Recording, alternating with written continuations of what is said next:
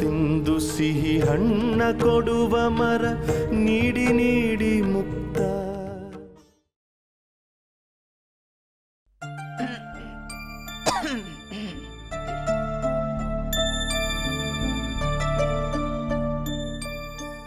ಗಾಳಿ ಬಂದ ಕೈಯಲ್ಲಿ ತೂರಿಕೊಳ್ಳಿರೋ ಬಾಯ ಮುಚ್ಚಬೇಡಿ,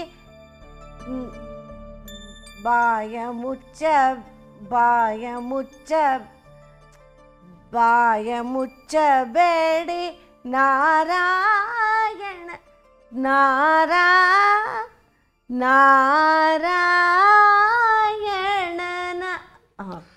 ಬಾಯ ಮುಚ್ಚಬೇಡಿ ನಾರಾಯಣನ ನೆನೆಯಿರೋ ಬಾಯ ಮುಚ್ಚಬೇಡಿ ನಾರಾಯಣ. ಸಾಕಣೆ ಶಾರದಾ, ಆಗಿಂದ ಕೇಳಿ ಕೇಳಿ ಸಾಕಾಗೋಯ್ತು. ಸ್ವಲ್ಪ ಸಂಗೀತ ನಿಲ್ಲಿಸ್ತೀಯಾ? ಯಾಕೆ ನಿಲ್ಲಿಸ್ಬೇಕು?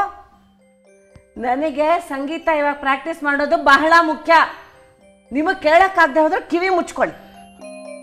ಬಾಯ ಮುಚ್ಚ. ಅಲ್ಲ ಕಣೆ, ಗಂಡಂಗೆ ಕಾಫಿ ಕೊಡೋದಕ್ಕಿಂತ ಹಾಡು ಮುಖ್ಯನೇನೆ. ಬೆಳಗ್ಗಿಂದ ಒಂದು ಲೋಟ ಕಾಫಿನೂ ಕೊಟ್ಟಿವಲ್ಲ ನನಗೆ. ಯಾವಾಗಲೂ ಇದ್ದಿದ್ದೆ. ಒಂದಿನ ನೆಮ್ಮದಿಯಾಗಿ ಸಂಗೀತ ಪ್ರಾಕ್ಟೀಸ್ ಮಾಡ್ಕೊಳ್ಳ ಅಂದ್ರೆ ಬಿಡೋದಿಲ್ಲ ನೀವು. ಏನು ಸಂಗೀತ ಹಾಡೋದು ಅಷ್ಟು ಸುಲಭ ಅಂದ್ಕೊಂಡ್ಬಿಟ್ರಾ? ನೀವು ಊರೂರು ಸುತ್ಕೊಂಡು ಮಜಾ ಮಾಡ್ತೀರಲ್ಲ ಹಾಗೆ. ಊರು ಸುತ್ತೋದು ಮಜಾ ಮಾಡೋಕ್ಕಲ್ಲ, ಡ್ಯೂಟಿ ಮೇಲೆ ಹೋಗ್ತೀನಿ ಗೊತ್ತಾ. ಸಾಕು ಸುಮ್ಮನಿರಿ, ನನಗೆಲ್ಲ ಗೊತ್ತಿದೆ. ಅಲ್ರಿ, ಮದುವೆ ಆದ ಹೊಸತ್ರಲ್ಲಿ ನಾನೇ ಸುಮ್ಮನಿದ್ರು ಶಾರದಾ ಒಂದು ಹಾಡು ಹೇಳೆ ನಿನ್ನ ಕಂಠ ತುಂಬ ಚೆನ್ನಾಗಿದೆ ಅಂತಿದ್ರಿ. ಈಗೇನಾಗಿದೆ ನಿಮಗೆ? ಅಯ್ಯೋ ಹೌದು ಕಣೆ, ನಿನ್ನ ಕಂಠ ನಿಜವಾಗೂ ಚೆನ್ನಾಗಿತ್ತು, ಚೆನ್ನಾಗಿ ಹಾಡ್ತಾ ಇದ್ದೆ, ಅದಕ್ಕೆ ಕೇಳ್ತಾ ಇದ್ದೆ. ಈಗ ಮದುವೆ ಆದಮೇಲೆ ನನ್ನ ಜೊತೆ ಜಗಳ ಆಡಿ ಆಡಿ ನಿನ್ನ ಧ್ವನಿ ಕೆಟ್ಟೋಗ್ಬಿಟ್ಟಿದೆ. ಈಗ ಭೈರವಿರ ಆಗ ಹಾಡಕ್ಕೆ ಹೋದರೆ ಭೈರಿಗೆ ಕೊಡ್ದಂಗಾಗತ್ತೆ. ರಾತ್ರಿ ಎಲ್ಲ ನಿದ್ದೆ ಬರಲ್ಲ ಕಣೆ, ಭಯ ಆಗುತ್ತೆ. ಸುಮ್ಮನಿರಿ ನೀವು. ಕತ್ತು ಪುಸಿಯ ನಾಡಿ ಅಪ್ರಬುದ್ಧಿಯಿಂದ ಕೆಡಲು ಬೇಡಿ. ನಿವೇದಿತಾ, ನಿಮ್ಮ ಅಮ್ಮಂಗೆ ಹಾಡು ನಿಲ್ಸಕ್ಕೆ ಕೇಳಿ ಕೇಳಿ ಸಾಕಾಗೋಯ್ತು. ಹೌದು ಮಾ, ನಾನು ಬೆಳಗಿಂದ ನೋಡ್ತಾ ಇದ್ದೀನಿ. ಒಂದೇ ಸಮ ಪ್ರಾಕ್ಟೀಸ್ ಮಾಡ್ತಿದ್ಯಾ? ಏನು ಸಮಾಚಾರ? ಅದು ನಮ್ಮ ಧವಳಗಿರಿ ಗುರುಗಳ ಆಶ್ರಮದಲ್ಲಿ ಭಕ್ತಿಗೀತೆಗಳ ಕ್ಯಾಸೆಟ್ ಮಾಡ್ತಿದ್ದಾರೆ ಕಣೆ. ಅದರಲ್ಲಿ ನಾನು ಹಾಡ್ತಾ ಇದ್ದೀನಿ. ಅದಕ್ಕೆ ನಾ ಪ್ರಾಕ್ಟೀಸ್ ಮಾಡ್ಕೋಬಾರ್ದೇನೆ? ಅದ್ಯಾರೇ ಶಾರದಾ ನಿನಗೆ ಹಾಡಕ್ಕೆ ಚಾನ್ಸ್ ಕೊಟ್ಟವರು? ಸಾಕು ನಿಮ್ಮ ವ್ಯಂಗ್ಯ. ನಮ್ಮ ಧವಳಗಿರಿ ಗುರುಗಳ ಆಶ್ರಮದಲ್ಲಿ ಎಲ್ಲರ ಕೈಲೂ ಹಾಡಿಸಿದ್ರು. ಅದರಲ್ಲಿ ಕೆಲವ್ರನ್ನ ಮಾತ್ರ ಸೆಲೆಕ್ಟ್ ಮಾಡಿಕೊಂಡ್ರು. ಹಾಗೆ ಸೆಲೆಕ್ಟ್ ಆದವ್ರ ಲಿಸ್ಟಲ್ಲಿ ನಂದೇ ಮೊದಲನೇ ಹೆಸರು. ನಿಂದೆ ಫಸ್ಟ್ ಹೆಸರಮ್ಮ? ವಾವ್, ಮಿಕ್ದವರೆಲ್ಲ ಎಷ್ಟು ಕೆಡ್ದಾಗ ಹಾಡಿರ್ಬೇಕಲ್ಲಪ್ಪ. ಹೌದಲ್ಲ, ಗ್ರೇಟ್. ಸಾಕು ವ್ಯಂಗ್ಯ. ಅಮ್ಮ, ಟೈಮ್ ಆಯ್ತು, ತಿಂಡಿ ಕೊಡ್ತೀಯಾ? ತಿಂಡಿ ಮಾಡಿಲ್ಲ ಕಣ.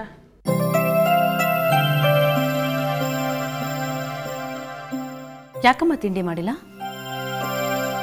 ಬೆಳಗ್ಗಿಂದ ನಂಗೆ ಒಂದು ಊಟ ಕಾಫಿನೂ ಕೊಟ್ಟಿಲ್ಲ ಕಣೆ, ಈಗ ತಿಂಡಿನೂ ಮಾಡಿಲ್ಲ. ಮಧ್ಯಾಹ್ನ ತನಕ ಸಂಗೀತ ಅಭ್ಯಾಸ ನಡೀತಾನೆ ಇರುತ್ತೆ, ಊಟನೂ ಇಲ್ಲ. ಏನು ತಾನು ದೊಡ್ಡ ಎಮ್ಮೆ ಸುಬ್ಬುಲಕ್ಷ್ಮಿ ಅನ್ಕೊಂಡ್ಬಿಟ್ಟಿದ್ದಾಳೆ. ತಿಂಡಿ ಮಾಡಿಲ್ಲ ಕಣೆ ಅಷ್ಟೇ.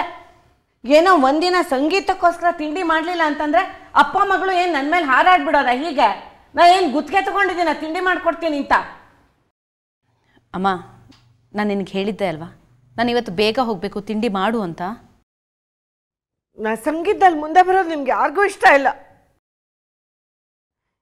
ಈ ನಿವೇದಿತಾ ಒಂದು ಹೊಸ ಚಾನೆಲ್ ಶುರು ಮಾಡಿದ್ದಾಳೆ. ನನಗೆ ಏನಾದರೂ ಹಾಡಕ್ಕೆ ಚಾನ್ಸ್ ಕೊಡ್ತಿದ್ಲ ಅದರಲ್ಲಿ?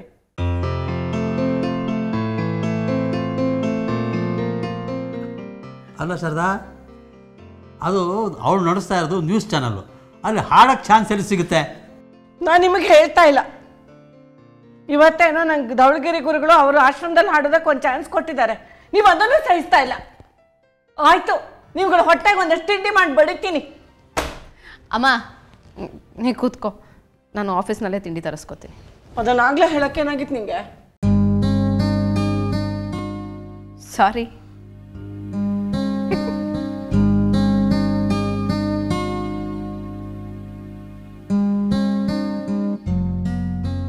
ನಾನು ಪಂಜರ ಪಕ್ಷಿ. ಓ, ಶಿವರಾತ್ರಿನೇ ಇವತ್ತು.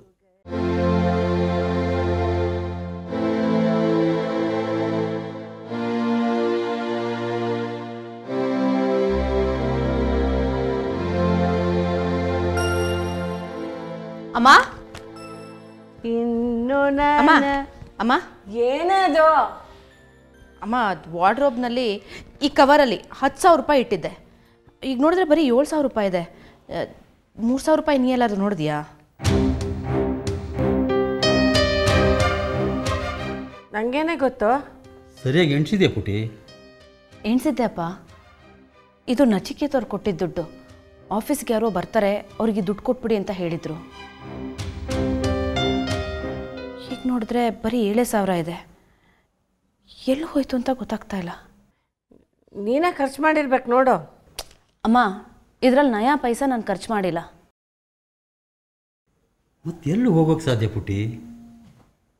ಅದೇ ಗೊತ್ತಾಗ್ತಿಲ್ಲಪ್ಪ.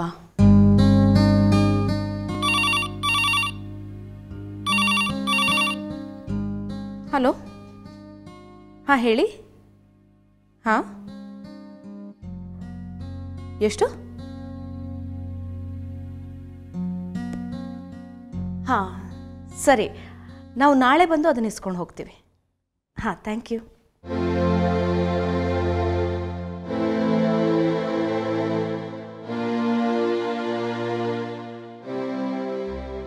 ಅಮ್ಮ, ಆಶ್ರಮದಿಂದ ಫೋನ್ ಮಾಡಿದ್ರು. ಏನಂತೆ?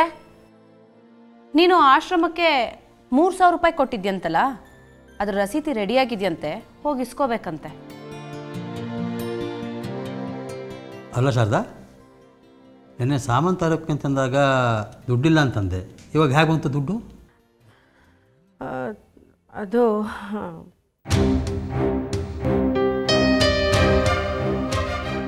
ಅಮ್ಮ ಹೇಳ್ತೀಯಾ ಆ ದುಡ್ಡು ಎಲ್ಲಿಂದ ಬಂತು ಅಂತ?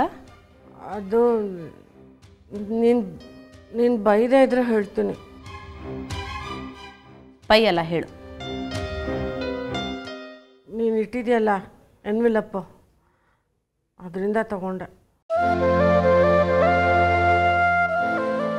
ಅಮ್ಮ, ಈ ದುಡ್ಡು ನಚಿಕೇತವ್ರು ನನಗೆ ಕೊಟ್ಟಿದ್ದು, ಯಾರಿಗೋ ಕೊಡೋದಕ್ಕೆ.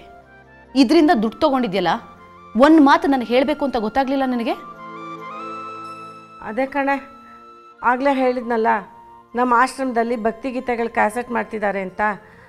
ಅದರಲ್ಲಿ ಹಾಡೋಕ್ಕೆ ಒಂದು ಹಾಡಿಗೆ 1,500 ರೂಪಾಯಿ ಕಟ್ಟಬೇಕು. ಆ ಮೀನಾಕ್ಷಮ್ಮನು 1,500 ರೂಪಾಯಿ ಕಟ್ಬಿಟ್ರೆ ಅವ್ರಿಗಿಂತ ಇನ್ನೊಂದು ಹಾಡು ಜಾಸ್ತಿ ಹಾಡಬೇಕು ಅಂತ ನಂಗೆ ಹಠ ಬಂದುಬಿಡ್ತು. ಅದಕ್ಕೆ ನಾನು 3,000 ಕೊಡ್ತೀನಿ ಅಂತ ಹೇಳಿಬಿಟ್ಟೆ. ಆದರೆ ನನ್ನ ಹತ್ರ ಅಷ್ಟು ದುಡ್ಡು ಇರಲಿಲ್ಲ. ನನಗಿನ್ನೂ ಸಂಬಳ ಬಂದಿರಲಿಲ್ವೇ, ಅದಕ್ಕೆ ನಿನಗೆ ಹೇಳಿದೆ. ಅದರೊಳಗೆ 3,000 ರೂಪಾಯಿ ತೊಗೊಂಡ್ಬಿಟ್ಟೆ. ಅಲ್ಲ ಶಾರದಾ, ಪಾಪ ನಿವೇದಿತ ಆಫೀಸಲ್ಲಿ ಯಾರಿಗೂ ಕೊಡಬೇಕು ಅಂತ ಇಟ್ಟಿದ್ದು ದುಡ್ಡದು, ಅದರಲ್ಲಿ ತಗೊಂಡಿದ್ಯಲ್ಲ. ತಗೊಳ್ಳೋದಕ್ಕೆ ಮುಂಚೆ ಅವಳನ್ನು ಕೇಳಿದ್ಯಾ? ಇಲ್ಲ. ಹೋಗಲಿ, ತಗೊಂಡು ಮೇಲಾದರೂ ಹೇಳಿದ್ಯಾ? ಅದೂ ಇಲ್ಲ. ಏನು ಗೊತ್ತಿಲ್ಲದೆ ಇರೋ ಥರ ಸಂಗೀತ ಪ್ರಾಕ್ಟೀಸ್ ಮಾಡ್ತಾ ಇದೆಯಾ. ಯಾಕೆ ಬಂತು ನಿನಗೆ ಈ ಬುದ್ಧಿ, ಕಳ್ಳು ಬುದ್ಧಿ? ನೋಡಿ, ನೀವು ಕಳ್ಳಿ ಅಂತೆಲ್ಲ ಹೇಳಬೇಡಿ ನೀವು ನನಗೆ. ನಂಗೆ ಚಿಕ್ಕ ವಯಸ್ಸಿಂದ ಪ್ಲೇಬ್ಯಾಕ್ ಸಿಂಗರ್ ಆಗಬೇಕು ಅಂತ ತುಂಬ ಆಸೆ ಇತ್ತು. ಆದರೆ ಅವಕಾಶ ಸಿಕ್ಕಿರಲಿಲ್ಲ. ಈಗ ಆಶ್ರಮದಿಂದ ನಂಗೆ ಅವಕಾಶ ಸಿಕ್ತಿತ್ತಲ್ಲ ಹಾಡೋದಕ್ಕೆ, ಅದಕ್ಕೆ ಹಿಂದೆ ಮುಂದೆ ಯೋಚನೆ ಮಾಡಿದೆ. ಇವಳು ಕಬಡ್ಡಿಂದ ತಗೊಂಡು ಆಶ್ರಮಕ್ಕೆ ಕೊಟ್ಬಿಟ್ಟೆ. ಈಗೇನು ಬಿಟ್ಬಿಡೆ, CSP ಸರ್ ಹತ್ರ 3,000 ರೂಪಾಯಿ ಅಡ್ವಾನ್ಸ್ ತೊಗೊಂಡು ನಿನಗೆ ಕೊಟ್ಬಿಡ್ತೀನಿ. ಒಂದು 3,000ಕ್ಕೋಸ್ಕರ ನಿಮ್ಮ ಹತ್ರ ಕಳ್ಳಿ ಅಂತ ಅನ್ನಿಸ್ಕೋಬೇಕಾ ನಾನು? ಹೋಗಲಿ ಬಿಡಮ್ಮ. ಅಪ್ಪ ಏನು ಆ ಅರ್ಥದಲ್ಲಿ ಮಾತಾಡಲಿಲ್ಲ. ಅಲ್ಲ, ನಿನಗೆ ದುಡ್ಡು ಬೇಕು ಅಂತ ನನಗೆ ಹೇಳಿದರೆ ನಾನು ದುಡ್ಡು ಕೊಡ್ತಾ ಇರಲಿಲ್ವಾ?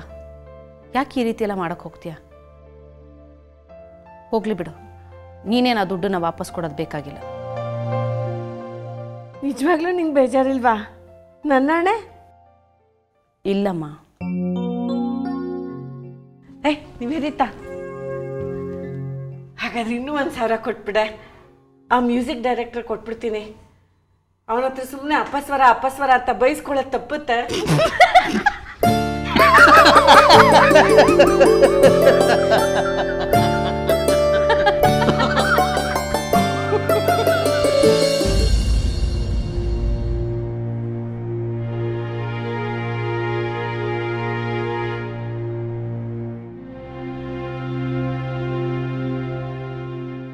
ಹಾಂ ನಿಮ್ಮ ಫೈಲ್ ನನಗೆ ತಲುಪಿದೆ, ನಾನು ನೋಡಿದ್ದೀನಿ.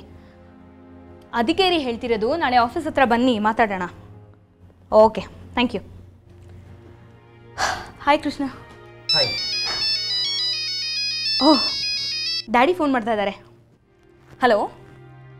ಹಾಯ್ ಡ್ಯಾಡ್, ಹೇಗಿದ್ದೀರಾ? Oh, I am fine. Dad, ನಿಮಗೂ ಗೊತ್ತು ನನಗೆ ಬರಬೇಕು ಅಂತ ಆಸೆ ಇದೆ, ಅದೇ ತುಂಬ ಬ್ಯುಸಿ ಇದ್ದೀನಿ. ಮೊನ್ನೆ ತಾನೇ ಫಿಲ್ಮ್ ಫೆಸ್ಟಿವಲ್ ಮುಗಿಸ್ಕೊಂಡು ಬಂದೆ. ಒಂದು ಕೆಲಸ ಮಾಡಿ ಡ್ಯಾಡ್, ನೀವೇ ಬಂದ್ಬಿಡಿ ಮನೆ ಹತ್ರ, ನಾವೆಲ್ಲರೂ ನಿಮ್ಮನ್ನು ನೋಡ್ದಂಗೆ ಆಗುತ್ತೆ. ಇಲ್ಲ ಡ್ಯಾಡ್, ಈ ವೀಕ್ ತುಂಬ ಬ್ಯುಸಿ ಇದ್ದೀನಿ ನಾನು.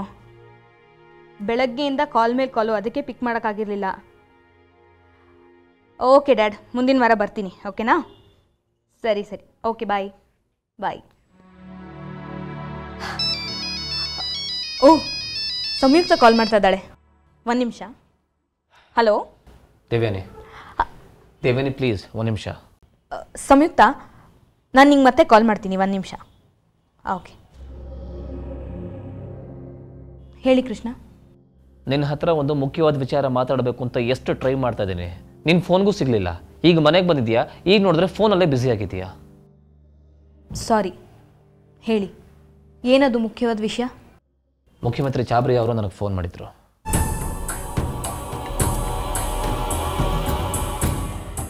ಏನಂತೆ? ನೀನು ಸೋಮವಾರ ನಡೀತಿರೋ ಶಾಸಕಾಂಗ ಪಕ್ಷದ ಸಭೆಯಲ್ಲಿ ಬಿಂಗ ಅವ್ರಿಗೆ ಸಪೋರ್ಟ್ ಮಾಡ್ತಿದ್ದೀಯಲ್ಲ, ಆ ವಿಚಾರದ ಬಗ್ಗೆ ಮಾತಾಡೋದಕ್ಕೆ. ಏನು ಹೇಳಿದ್ರು? ಬಿಂಗ ಅವ್ರಿಗೆ ಸಪೋರ್ಟ್ ಮಾಡಬೇಡಿ ಅಂತ ನಿಮ್ಮ ಶ್ರೀಮತಿ ದೇವ್ಯಾನಿ ಅವ್ರಿಗೆ ಬುದ್ಧಿ ಹೇಳಿ ಅಂದರು.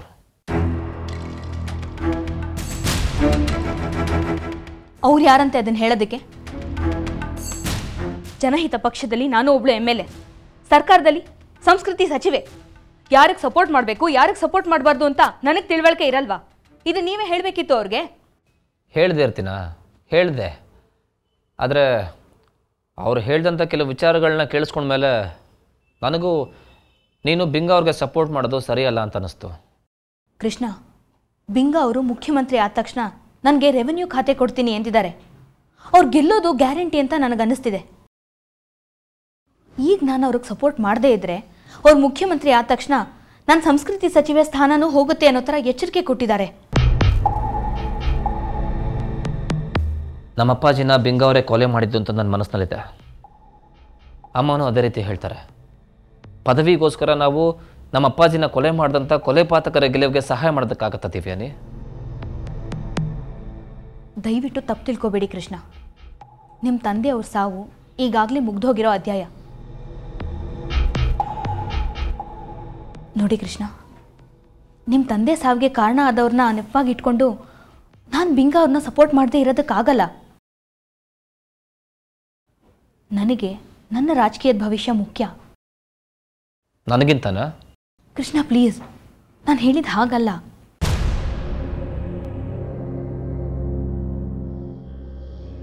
ನೋಡು ದೇವ್ಯಾನಿ, ನಮ್ಮ ಅಪ್ಪಾಜಿ ನನ್ನ ಮೇಲೆ ತುಂಬ ಪ್ರೀತಿ ಇಟ್ಕೊಂಡಿದ್ರು, ದೇವುಗಿಂತ ಹೆಚ್ಚು.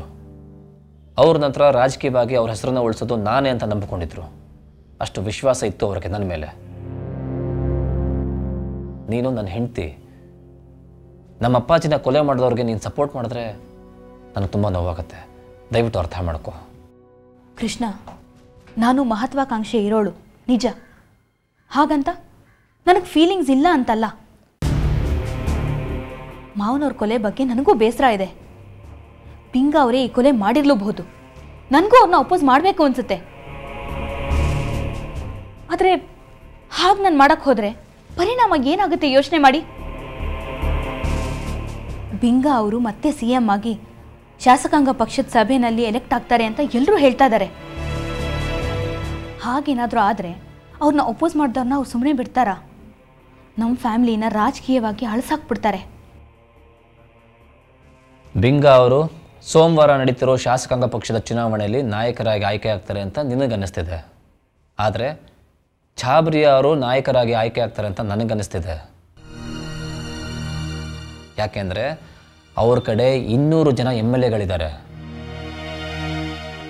ಬಿಂಗ ಅವ್ರ ಕಡೆ ಸಪೋರ್ಟ್ ಮಾಡ್ತಿರೋ ಕೆಲವು MLAಗಳನ್ನ ಒಳಗೊಳಗೆ ಛಾಬ್ರಿಯಾ ಅವರು ಕೊಂಡ್ಕೊಂಡಿದ್ದಾರೆ ಅಂತ ನನಗೆ ಸುದ್ದಿ ಬಂದಿದೆ. ಹಾಗಾಗಿ ಛಾಬ್ರಿಯಾ ಅವರು ಗೆಲ್ಲೋ ಸಾಧ್ಯತೆ ಜಾಸ್ತಿ ಇದೆ. ನೀನು ಹೇಳಿದಾಗೆ ಬಿಂಗ ಅವರು ಸೋಮವಾರ ನಡೆಯೋ ಶಾಸಕಾಂಗ ಪಕ್ಷದ ಚುನಾವಣೆಯಲ್ಲಿ ಗೆದ್ದರು ಅಂತಲೇ ಇಟ್ಕೋ. ಮುಂದೆ ಬರೋ ಅಸೆಂಬ್ಲಿ ಎಲೆಕ್ಷನ್ ಅಷ್ಟರಲ್ಲಿ ನಮ್ಮ ಅಪ್ಪಾಜಿ ಕೊಲೆ ಆಪಾದನೆ ಪ್ರೂವ್ ಆಗೋಯ್ತು ಅಂದರೆ ಬಿಂಗ ಅವರು ಎಲೆಕ್ಷನ್ಗೆ ನಿಂತ್ಕೊಳ್ಳೋದಕ್ಕೆ ಆಗಲ್ಲ. ಛಾಬ್ರಿ ಅವರು ಮುಖ್ಯಮಂತ್ರಿ ಆಗ್ತಾರೆ. ಆಗ ಬಿಂಗ ಅವ್ರ ಕಡೆಯಿಂದ ನಮಗೆ ಯಾವ ಅಪಾಯನೂ ಇರಲ್ಲ. ಸೊ ಛಾಬ್ರಿ ಅವ್ರಿಗೆ ಸಪೋರ್ಟ್ ಮಾಡೋದೇ ನಮಗೆ ಸೇಫ್ ಆಪ್ಷನ್. ಹೌದು, ನೀವು ಹೇಳ್ತಿರೋದು ನಿಜ ಅನ್ನಿಸ್ತಿದೆ ಕೃಷ್ಣ. ನಾನು ಈ ಆ್ಯಂಗಲಲ್ಲಿ ಯೋಚನೆ ಮಾಡಿರಲಿಲ್ಲ. ನಾವು ಛಾಬ್ರಿ ಅವ್ರನ್ನ ಸಪೋರ್ಟ್ ಮಾಡೋದೇ ಸರಿ ಅನ್ನಿಸ್ತಿದೆ. ಹಾಗಾದರೆ ಸೋಮವಾರ ನಡೆಯೋ ಶಾಸಕಾಂಗ ಪಕ್ಷದ ಚುನಾವಣೆಯಲ್ಲಿ ಛಾಬ್ರಿ ಅವ್ರಿಗೆ ನೀನು ಸಪೋರ್ಟ್ ಕೊಡ್ತೀಯ ಅಲ್ವಾ? ಸರಿ, ಹಾಗಾದರೆ ಛಾಬ್ರಿ ಅವ್ರಿಗೆ ನೀನೇ ಫೋನ್ ಮಾಡು, ಈಗಲೇ ಫೋನ್ ಮಾಡು. ಸರಿ.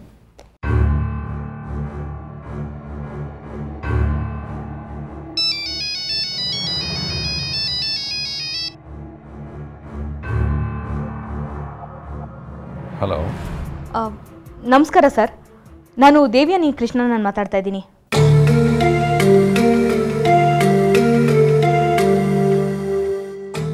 ನಮಸ್ಕಾರ. ಹೇಳಿ ಮೇಡಮ್, ಏನು ಫೋನ್ ಮಾಡಿದ್ದು? ಅದೇ ಸರ್, ನೀವು ಕೃಷ್ಣಾನಂದ ಅವ್ರಿಗೆ ಫೋನ್ ಮಾಡಿ ಮಾತಾಡಿದ್ರಲ್ಲ, ಅದೇ ವಿಚಾರ. ಸರ್, ನಾನು ಮತ್ತು ಕೃಷ್ಣಾನಂದ ಅವರು ಕೂತು ಚರ್ಚೆ ಮಾಡಿದ್ವಿ. ನಾವಿಬ್ಬರು ಸೇರಿ ಒಂದು ನಿರ್ಧಾರಕ್ಕೆ ಬಂದಿದ್ದೀವಿ. ಹೇಳಿ ಮೇಡಮ್. ನಾಡಿದ್ದು ಸೋಮವಾರ ನಡೆಯೋ ಶಾಸಕಾಂಗ ಪಕ್ಷದ ಚುನಾವಣೆಯಲ್ಲಿ ನಾನು ನಿಮಗೆ ಸಪೋರ್ಟ್ ಮಾಡ್ತೀನಿ ಸರ್.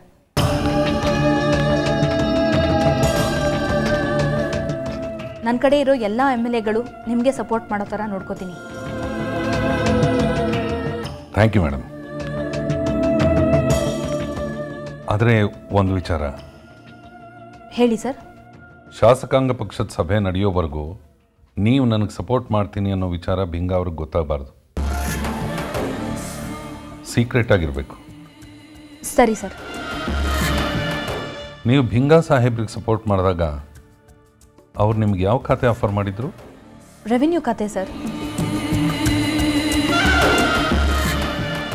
ನಾನು ಮುಖ್ಯಮಂತ್ರಿಯಾಗಿ ಆಯ್ಕೆ ಆದ ತಕ್ಷಣ ಅದಕ್ಕಿಂತ ಒಳ್ಳೆ ಖಾತೆ ಕೊಡ್ತೀನಿ.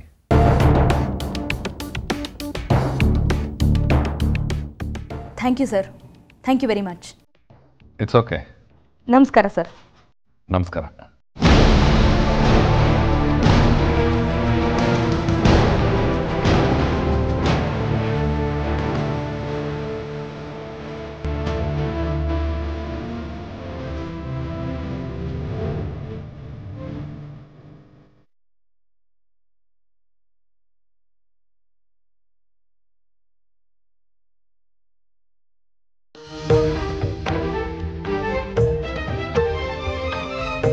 ಮೊಗವಾಡದ ಇರಿಯುವ ಮುಳ್ಳೆ ಎಲ್ಲಿವರೆಗೆ ನಿನ್ನಾಟ? ಮೊಗವಾಡದ